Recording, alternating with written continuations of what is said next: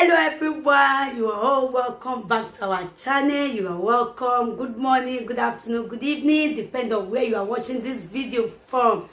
Guys, in this channel we bring out amazing video, wonderful video, interesting videos. Please do subscribe so that you can see more videos in this channel. As you do so, God bless you.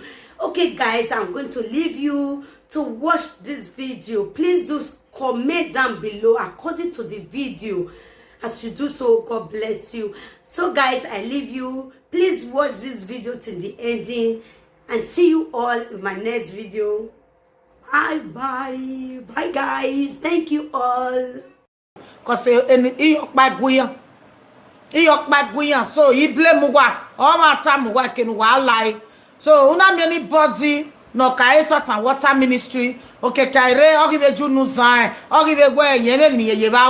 Don't worry, my people. Don't worry. And number two, for those no investigating here, I am your man wa me you know, in your man wa me why investigate? Because we not see he blame muwa because irio guwa why very yo wa me who wa that who wa guest but area noa we chawe fake noa we chawe jore ni this year we chawe knock pa so I mean in wa me tie me he wish you what the best I will want to investigate me here he ovijo go e momo oya do mo be ki we chawe gele ama we chawe ma miscarriage ne we chawe ri noa we chawe knock pa noa we will not see a why me winner me mother not to winner because me winner. Anybody no to me woman winner. In winner mo we na bio. Okay? I mean in America me. So I they always be like that. E be aware as enemoela. Then the Francis bolo se ni meladian. We ni we maladian we we o maladian. Even one na e we ma work but begin to investigate me. In winner na ri e one era no e. Ya pak baby tota aga come ladian eh. Zia oje come Adenu do la way. Hama. Oya we IVF. We chawe which abe go bi jema come momo. Ebe hama. Oya we IVF. Obe hama. Wa unu wa mu wa jo mu ware. Na popo magu no popo magigu. Wa investigate me problem hero. Okay? Sisi wa me nwina. Inwune gbogbo mamuwa. Aduwa ni go ni so na ogugwa to kie wa yo to. Ala wa bugwa bana home and abroad to wazua wa me na ti agbon why turn na unu wa mu wa ye dia nu wa mu wa ye dia we no ma lagbon for no be garu awo one me 20 it's none of your business wa go me relax wa semi ajenije okay abi wa don la wa ko me ido mo gugwa ya ba go me aganu weke do ama bia atale luwa wa stop life wa face life wa nunu wa ya mu wa firan mu wa fi gbon eru wa tade ono na wa chono na ovije go emwe agbo vije ama yonkwe go emwe abeti secretary in Nigeria aweti adomo webo ibale isene idomene no mo la direct adomo wa tare uwa diji o ya wa be pagbe me mana awa be gwe ibe pagbe o ewu ni jona ika be jo eje wo se ne kove wo se ne na ewu na go meta mu wa me dupo ne pie yegbe ohun ni mu kilo be 100 ewu na o ye la me gbo be le laji no rewu na me dupo ne pie right from the one who met 5 years ago or ye la me gbe na o gbe meje wo wa hin adupo wa dupo pie onisuwa do pie e ko eripo me dupo we ri o bere wu ni jona na o be lati no ro o bere lati no ro o han ni are 100 years e wu no ye size ni e do size me wu pon e me dupo be no ya de ni bi e ka omo anare 7 years so adukme 10 years ne so adukme 8 years or 9 years ne eri me ya dukmo e large me dukme me all those so I the t-shirt here what the t-shirt ne pie magic boy Esther Joy bi atama we wo chopping go etita we no do no ukpono polo we gbe we egu ni ka joy we de gbe joy what se na egu ni na size me egu ni e rubber no e rubber ade size me bi jo opolo se me wa first life wa we see less kodo then away a voice me be sound ogwo na ma bu wa ya gwan e ogwa ma me make do wan re we ma ogwo na ma jugbo me no ro wate because igwe me na won igwe ni me na won ogwo maru wegbo okunpo maje ogwo na ma bi dreamer we ne ya bielese aba bo ke pa aba bo ke ne mi e iba ma ya lagbera jugbo me poli e kan obi obe wo wate o se gani ma ya kemi agbon ya ku ye ku ami oru opa bo e agbon ya rugbo o se gani be ya we abe vunya ma ya jugbo sino sister me sira mo ya bie o ma lo bi e wan de o ke do bie e jogi je me o jugbo le li ma jugbo la wa ga investigate me o abeti wa do ya le pepper soup aba sagbo se mi abeti no nwa ugwa ota mu wa bo ugwa do ya le pepper soup wa do mu nu wa wo bi la man wa he wa do mu wa le pepper soup nu nwo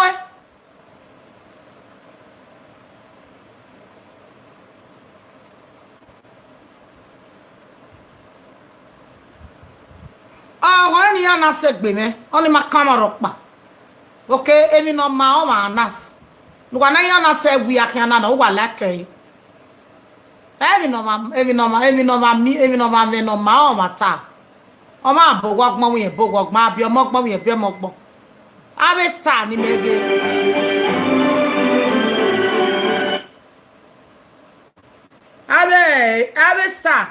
abe star ni mege ba America iya mu ele do wa esu awun susu awa zangbon ze ya be ni mi o progress wa do wa ge me bi apagbe ge ya we pagbe ban wa do ge me ko asin ayo na ugwa ru egbe wa wo meteme ema ela wa mala wa na gwa me gu wa ba ema wa stay we wa isin ajo me ko awe ma no ma mi te ne gbin awe ma ni zuwa awe ma ne government do me we no ruwa gbe to wi ya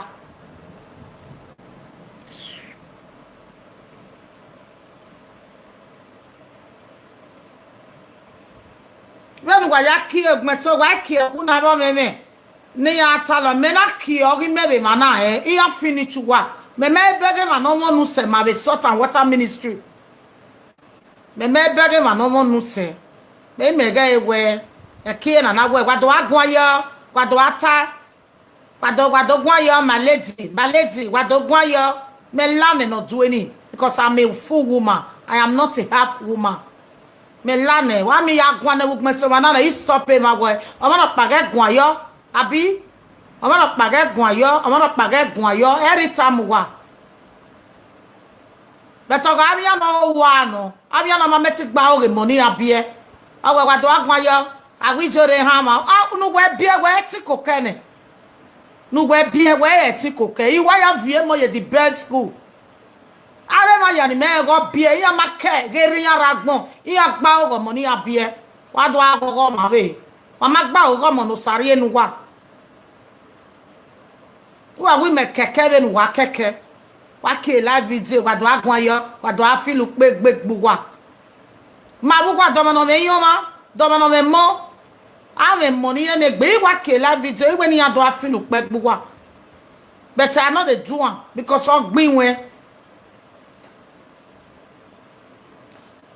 wa ge me ko de makoko na ma eri abi o bebe adan wa do ri kun o be me ni abi o bebe aba sagbo zen mi awun dan awun no gbera gbije me ma nu kwa be to we bo self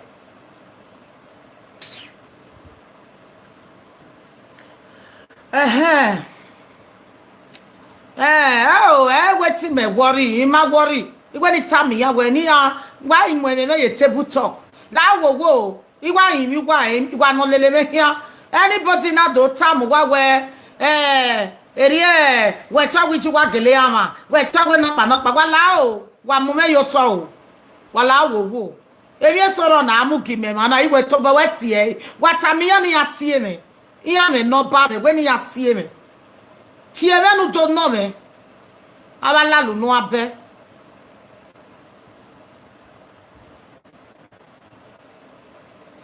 Ade no do tie me. Go ogun amata we ki wo mu me la we bo wo feed me, wo pay go wa me. Unu wa gbelu wa ba gbe woni chore mu wa bo bi o mu wa ba fa. Lu wa mi ami owu wa. Abo mo zuwo. Iwu gwa ya agwa ase you ma bi wa agwa zuwo.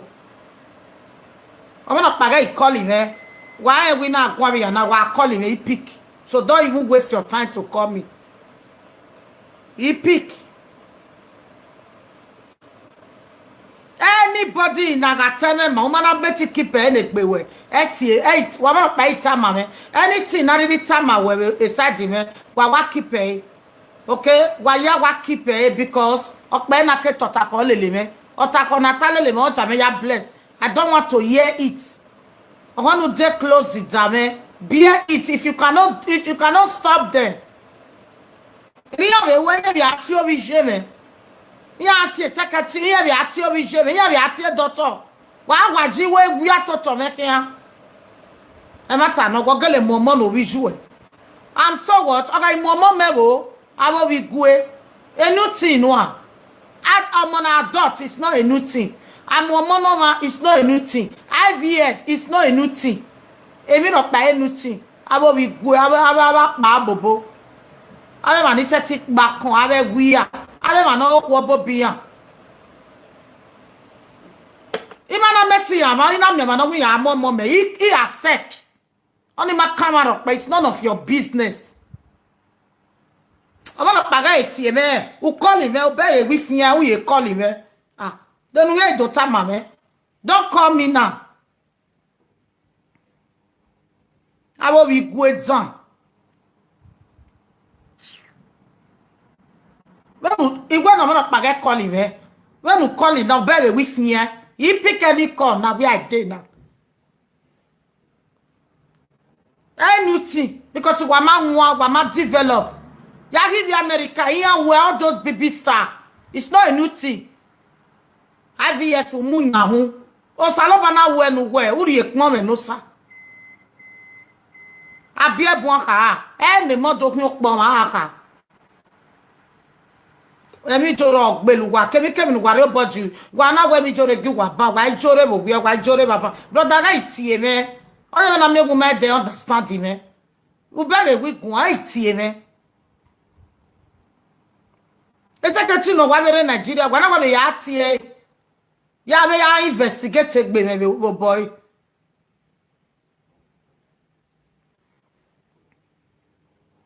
inwini joro mu wa ni bio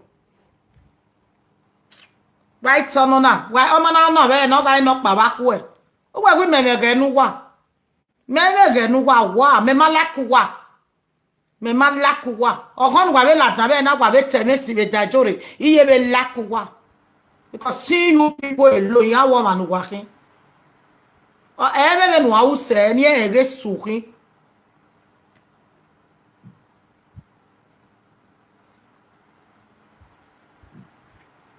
wana pa dogun aye me na o ya fefun na ne testimony su wana pa dogun ayo oka keni te majime ma o wa te secretary wa te secretary no wa gbe secretary mi ba ya pay we wa mete je no wa no we mo mi jo ya rigo no every month ini go mo mi jo de ye no it any we support we o wa te it almost for wa ye record omo mo ta ma no we e be ni ye je fo ye ma na record me ma o wa we nwa me o salo ba me ma judge omo for so wa ye record.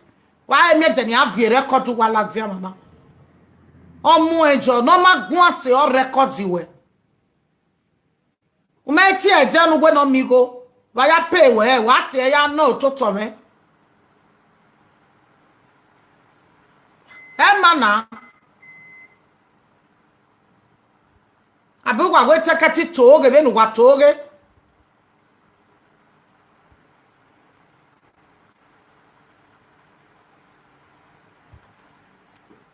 Wa nutame wa pikuge ya. Ha? Ya pikulele ya wa wi awon nisan. Gba teti o toto me because iri ogugwa gwa ri ogwa me. Kama zi o mama gmoda gbogbo wa we Facebook wa face jori. Wa la jori ba ri ana ri ave. Ariana ri ave wa ba me. E gap ni ya so wa opologbe.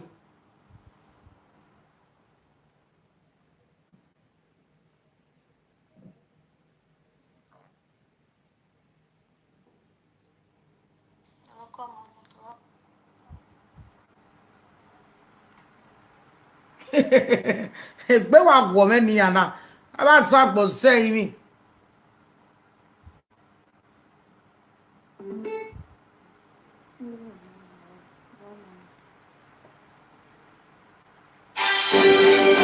Ati na e pa wait baba na.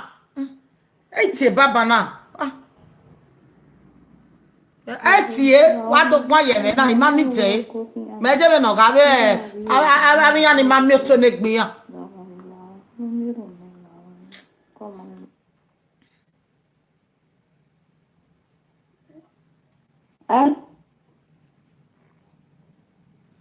Iyore got talk by Wa to wi je me. Mommy, na testimony of document na carry come.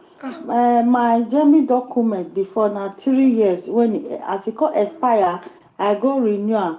To be surprised, they come give me 13 years and some months. And my children father wey no forget document before. Jamie just come see surprise us. They come give her 3 years and some months. God when he do our own for us, he go do the right people when they look for document to God go grant their own heart desire in Jesus' name. Amen. Amen. Mommy, you already talk by it. Bye. I love you. I love you too.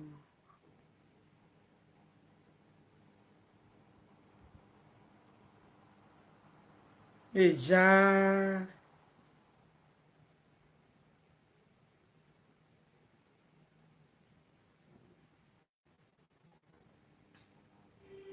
Àwọn pa ti egun ayeme na. Wa ti ona we me na wa do contribute ji wa fun ye. Ko se ke adogun ayo na ya nyanyajo. So iwa we time no we phone e wori me.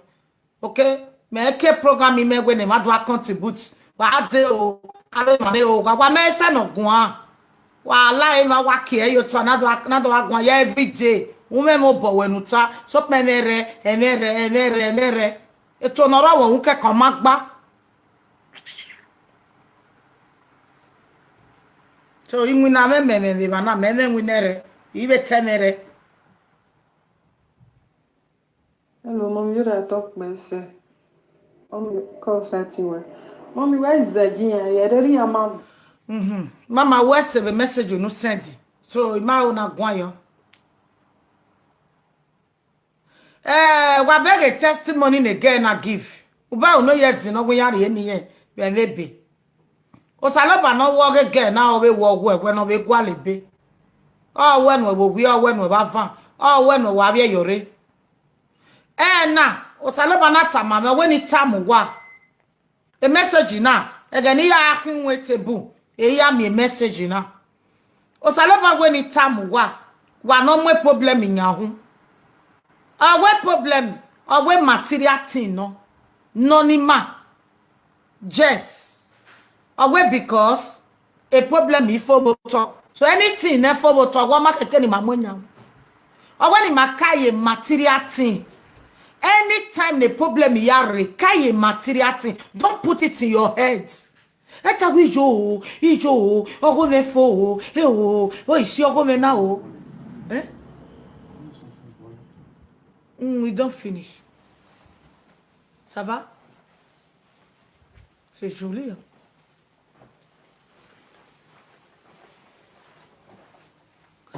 is your governor? Who is Osaloba with material thing, no? Because problem not the finish. We are rock by what we on our waffle. He give a problem. It's a lie.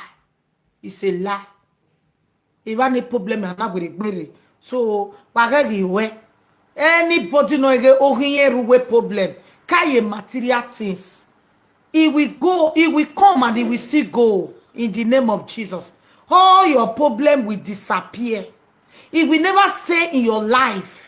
Whatsoever you are passing through, any problem you are passing through right now, that problem will never come your life. That problem will never stay in your life. That problem will never be your joy. That problem will never be your darkness. That problem will never be your light. That problem will never block your way. In the name of Jesus Christ. Problem come, problem go. Okay? Learn how to put problem as a material things. Because a problem is so array. Where for?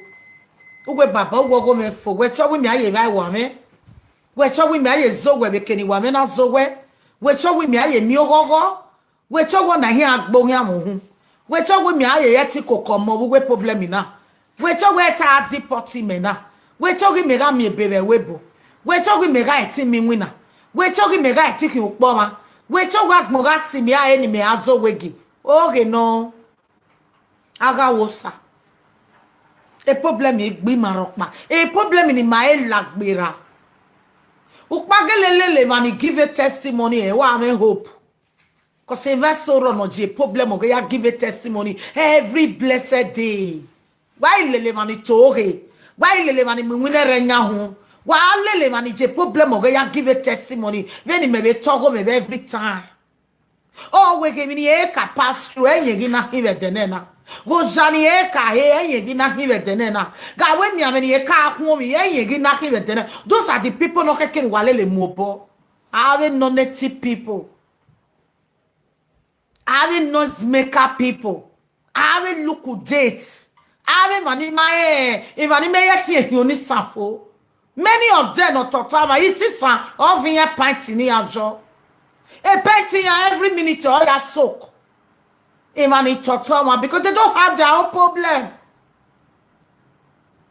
Many of them organic meat piano is this something a pint. Organic quick no a pint in a woo. A pint of a girl of a beg about. Here sit on my j pint. When you get me when say, I'm going to go this summer. I'm going to take me.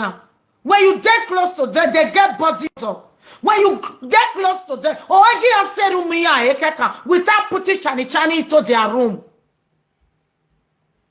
Without putting mune lights. Let them leave their room without mune. Even though you are not neat. Now get bake when you are fresh, say. Now get pillow when you are fresh, say. Yeah, when mune jola bring went sana. Where do you watch shower? I don't be one when mune leluwa. We are going to the corner, the way we get the background, the way we let them live normal life and see who they need and see the background of the house. Yes. Again, Nina are said to have a room of Mana Mose, and Munamuna may cover. Abuba Mamma may mega room Munamuna, and Munamuna Ruote. I cover what we do what must say. We may see Bellatina, but then Messia Rumi Mana. Why maybe Messia Bellatina one dear, and the Menara Saget your man. I'm Munamuna Latina, what not fear, because I'm a cup of fresh. My baby manana mess, Mary Munamune, because a becker yard meat, or wild meat. It's true. E matter what time wana anya ni we munemuno wo we mose mose anya ni we red light wo we mose tia ya deceive wa.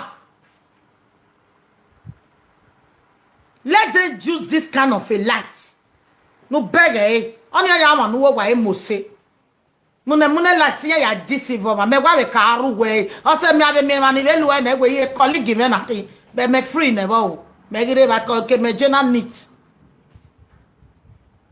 We very correct. Mama, we very correct. Ate mata magbe won ere ni meje, me fi anya gbe. Let them stop the mune. Ni a stop a blue light, ni a stop a red light. No do wu a room. Ade ma ni fi anya gbe na. E we ni na ki wa go wa kin. Tebe nu ji e. It will not bring you down. It will make people to love you more. Make a way. Adi una rogwa no mama a video achu elele ya. Why you got rogwa no mana na do achu ya. When you look at many people today, a room ni aka je we maybe achu e. They not dey show am now because why? Okay. So what stop mune wa ga room nu waji. Wana do agujore do agwana. Mune go make bedsheet dey shine. Mune go make the room dey shine. But stop that mune light. Let's see where you live. Wa do ade no do amu ni jore nya. Wini joro gbeluwa. I me call di ne wa na mi e ba fa o ame o ai we de gbe la ma ko.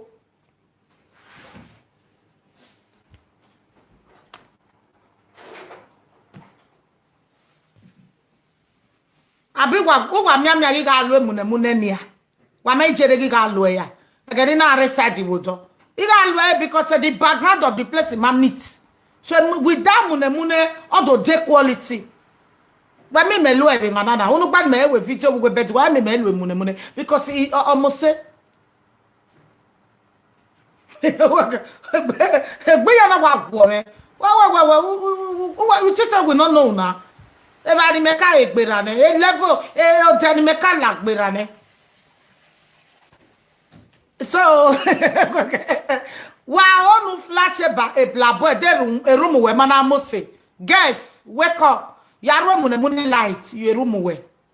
No, I get blabo, no, admire, wow, we room away, what talk man.